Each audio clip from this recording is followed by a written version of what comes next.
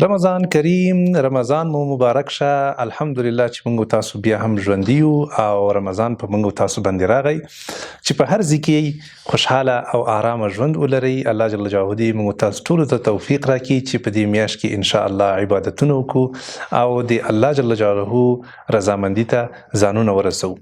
دا د بیا هم الحمدلله چې دا مبارک میاشت را رسیدلې ده او زه تاسو ته د قرآن شریف نه 15 مهم درسونه ان شاء الله راوباسم چې زمونږ استادو په ژوند کې ډیر ګټور تمامېدلی شي.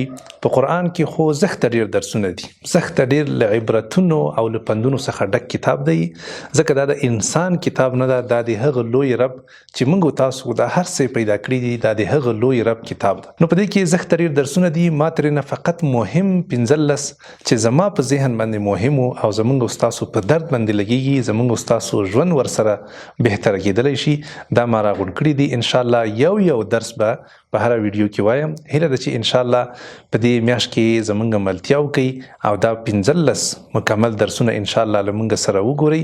زه یقین لرم چې ان شاء الله ډیر زیات به ستاسو په ژوند کې ګټور تمامېدای شي.